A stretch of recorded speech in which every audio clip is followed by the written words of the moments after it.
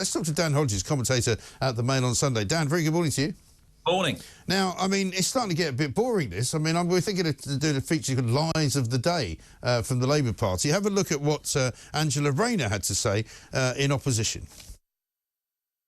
And we will scrap tuition fees and bring back maintenance grants. Free education for all throughout your life. That is the prospect that they would have us believe is so terrifying.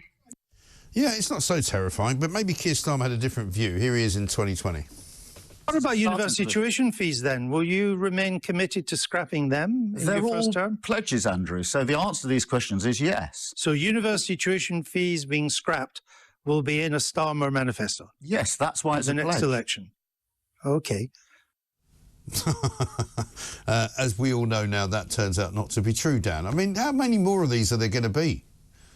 Few, I reckon. A few. I mean, I've got to say on this one, I'm not entirely sure this is up where with the rest of them. As you saw, that was Angela Rayner back in 2019. Yeah. That was Starmer back in 2020. They look a lot younger, don't they?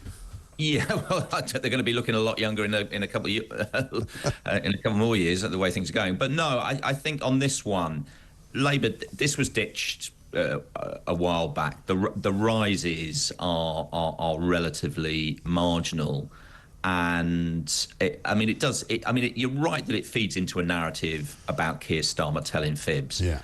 But that narrative was locked in actually well before he became Prime Minister, particularly on these issues. I mean, I remember writing all about it at the time. Yeah. I mean, he basically told the left of the Labour Party a series of absolute whoppers. Remember, he had 10 pledges, 10 effectively Corbynite policies that he was wedded to, and obviously, as soon as he got into power, he got the Labour leadership. He ripped them all up and threw them back in the faces of the left. I'm going to be perfectly honest. I'm not going to really pile into him for pulling the wool over the eyes of the Corbynites. The question is whether the extent. Yeah, but he's not just pulling the wool over them. He's pulling the wool over everyone now. Yeah, no, that's and that's the issue moving forward. But I don't think, I'm going to be honest with you, I don't think we're going to be seeing the people of Britain up in arms in the next few days, weeks, and months over a £200 increase in.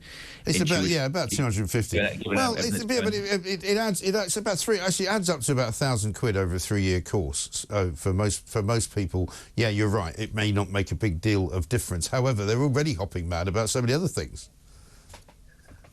Well, I mean, yes. I mean, let's just wait and see. I mean, if you remember last time I was on, I think it was before the budget, and I was saying to you, let's just be a little bit careful here that Labour aren't setting a trap. Yeah. Tories over this tax thing. It'd be interesting to see a few more of the opinion polls that come out post-budget. But certainly, speaking to Labour MPs, ministers, Labour advisors, they're actually not unduly unhappy about the way the budget has landed. Some of the polls show them relatively stable. I think there was a poll over the weekend that actually showed Labour moving up. And what we've seen since the budget is, frankly, this drumbeat of what we've had. We've had Jeremy Clarkson coming out. We had Dyson coming out yesterday. I'm going to be completely blunt about it. We've had a drumbeat of relatively rich people coming out saying this budget's a disgrace. And as I was saying last week, that was the frame. Yeah, but they're relatively rich people that employ lots of other people, and that's the problem. Yeah, no, absolutely. And Labour thinks that Jeremy Clarkson... I mean, I saw Alistair Campbell putting out a tweet saying, I don't think Dyson and Jeremy Clarkson are anybody to worry about as the leaders of a movement against Labour. Well, they are, actually, because Campbell doesn't get it. The point is that Labour ministers don't get it, and Labour backbenchers don't get it, because they're not talking to the people who are affected by it. Well, as we said, we've got to see. I mean, they're certainly talking to the people that are affected by it because they went back to their constituencies this weekend. It'd be very interesting to see what the feedback is. I mean, I'm just reporting what Labour MPs are saying to me, and they are a fickle bunch, right? Of course they are. They are a fickle bunch.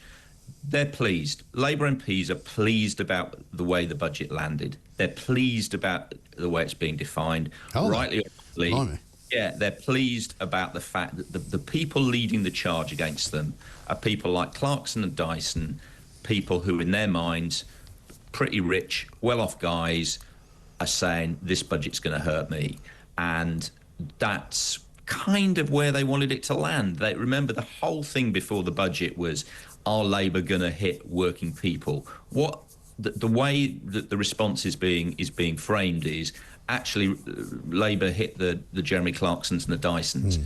Well, they need to start listening to this show, Dan, because I've been getting calls from people since last Wednesday who have been telling me that they're now in a very, very bad place, particularly independent traders, people who run small businesses in this country, who are the backbone of this country, and many of them don't work for big companies, don't work for the public sector, don't get a pay slip, but do work bloody hard for their money, who are now going to be worse off. And those are the people that they should worry about. Well, we'll see. As I said, we'll see. We'll see. I mean, the golden rule for me with this sort of thing is it usually takes about a week, 10 days before a major event, before it starts to feed through in the opinion polls. And on this one, we're going to have two major lags. We've got that gap. I reckon we'll know by the end of the week more or less how this budget has landed with the public and whether or not it's becoming. Let's put it this way: you've got the Unite Union threatening to sue the government over the removal of the winter fuel allowance because they think it's unfair. You've got farmers threatening a sewage strike over the inheritance tax, and you know what they do in France, where they turn up at somewhere like Whitehall and spray it with merde, for want of a better word, which might be interesting. You've also got, of course, an awful lot of small businesses saying, you know, we can't afford now to hire anybody, and so the economy has been hit by it. You know, the markets didn't react terribly well. You know, they might have settled down a little bit now, but interest rates are going up, mortgage rates are going up, there's more borrowing, there's no growth. You know, it might well be going down well with members of the Labour Party, but that's not really the point. But that's what I was going to say. That's the second sort of, if you like, a significant lagging indicator, and the crucial one. Key thing is going to be what does this budget do for the economy? Yeah. Now, again, there are two sides. Obviously, the growth figures were pretty bad and pretty parlous. It was anemic growth, but a lot of money in the budget is being pumped into the economy and being pumped into public services. And a lot of analysts are saying that's going to have an impact. So in the short term, we could actually see a bit of growth coming out of this budget. I don't see it. I mean, you're pumping billions into the NHS. Even West Streeting says it's not going to make any difference. So there's not going to be any growth there. They're putting money into the school system, but it's not going to create any more spaces for school attendees. It's going to just, you know, fix up and prop up, you know, what needs to be fixed. So I don't see growth at all. All I see is a kind of repairing budget, if you like. Well, I mean, there's two elements in that. I mean, whenever you pump money, wherever it goes into the economy, it has some sort of growth stimulus in the short term. But that's the other point. But also there's this concept of public services being rebuilt. And this is another calculation that Labour ministers have made, which is that was actually the public's national priority. So the line that I was given constantly was, look, people didn't just kick out the Tories because they wanted another 5 years of what the Tories were delivering, and the priority for people is an improvement and rebuilding in public services. Now, I think you and I are both probably on the same page about what's going to happen if we just simply keep shoving more and more money into the NHS. But equally, that is a popular policy with the public. The NHS investment tops every single opinion poll that anyone ever does. Pumping money into education, again, that's popular. Pumping money into filling potholes, broader infrastructure, that's going to be popular. So I'm just saying, let's just wait, because I think, you know, the reaction. I mean, you touched on the market, right? On Thursday morning we woke up. It was like all the headlines were, oh my God, it's Trustmark 2. You know, the pound's collapsing, the gilt markets are in turmoil. Oh my God, end of days. It just wasn't like that. And I don't remember that. I remember people saying the markets weren't happy. The markets weren't happy, but it wasn't Armageddon. Yeah, I remember a lot of people running around saying this is a catastrophe and the markets are in free fall. But as I said, I'm just saying, and again, it's not hindsight, because I was on saying this before. I said, let's just wait and see where it goes. The point is, before the budget, you know, I was on every week. We saw what happened in the budget. We saw what was happening before the budget. Starmer's personal ratings were in free fall. Labour's poll rating was in free fall. Yeah. Let's just wait and see how it lands. At the moment, and it could all change very quickly. At the moment, like I said, Labour MPs, Labour ministers, Downing Street, number 11, they're broadly happy. Yeah, but that doesn't surprise me at all. I mean, have a listen to some of our viewers who are listening to you and watching you right now. Jane says this.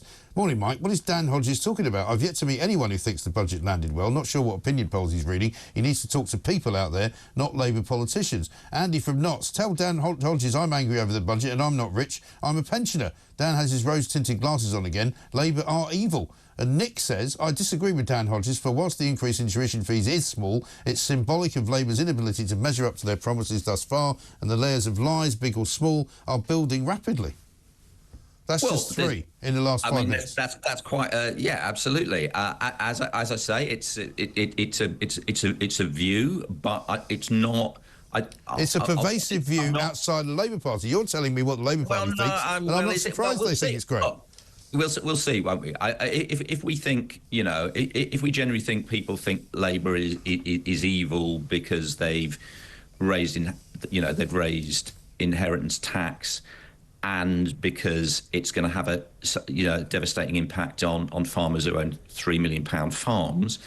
Maybe. I'm just saying. Yeah, but they're not £3 million farms. That's another misapprehension. And I appreciate, look, I'm not having an argument with you, Dan. You've got a different view. You're listening to people who, of course, would be supportive of the budget because they're on that team. They're on, Rachel Reeves' team. But, we're not, the rest of us. And the fact about farms is that, they're not £3 million farms because there's a guy in a sort of checked suit sitting around drinking port and stroking a pig and having venison every night for his dinner. It's because they've got all this machinery. It's because they've got, land, because they've got, the ability to grow food. And it sounds like they've got a lot of money, but they actually haven't. No, but yeah, I absolutely agree with what you're saying. But I'm not saying that just because I'm speaking to people who are on the team who are trying to sell it. As I say, before the budget, again, we were saying this, when I wrote this and we were talking about this, before the budget, Labour MPs they weren't just very nervous, they were starting to panic. They were starting to panic about the way they were losing control of the political agenda. It was all sleaze, it was all scandal. They were worried about what was happening to their poll ratings. They were worried about what was happening in Starmer's ratings. As I said, I've got to speak to more of them this week. But certainly the initial response from in the budget, and obviously these are people who are plugged into their constituencies. They were relieved, and actually they were beyond relieved. They were pleased. They were pleased with how it was going. And as I said, you could be absolutely right. The British people could be absolutely up in arms about the iniquity of the budget and the broken promises contained within the budget. Yeah. I'm just saying. I think that's greatest respect to people calling in. We're not seeing that at the moment in the opinion polls, and that's not the feedback I'm getting from people in Westminster. But as I say, that can change. Yeah, well, absolutely right. And one of the reasons that people are angry about Westminster is because they think people in Westminster don't know what the rest of the country actually believes in and what they actually want. But we'll come back to that, because let's talk about Donald Trump. Big night tonight. We're doing it live from 1 o'clock in the morning all the way through until 10. We may not know when we close the doors at 10 o'clock in the morning tomorrow anything at all about who's actually won. It could be incredibly close. It's the first election, and I've said this for the whole week so far. It's the first election where I've been told it's so close it could be a landslide. You're kind of going, sorry, what? I don't know. But let's have a look at Donald Trump talking about Nigel Farage, who's over there to help him out. You have a man from Europe. I don't know if he's here. I saw him backstage. What he did was, and what he is doing is sort of what we did a few years ago. He's doing a great job. He's always been my friend for some reason. He liked me, I liked him. And he's shaking it up pretty good over there. He was the big winner of the last election in the UK, and he's a very spectacular man, very highly respected, Nigel Farage.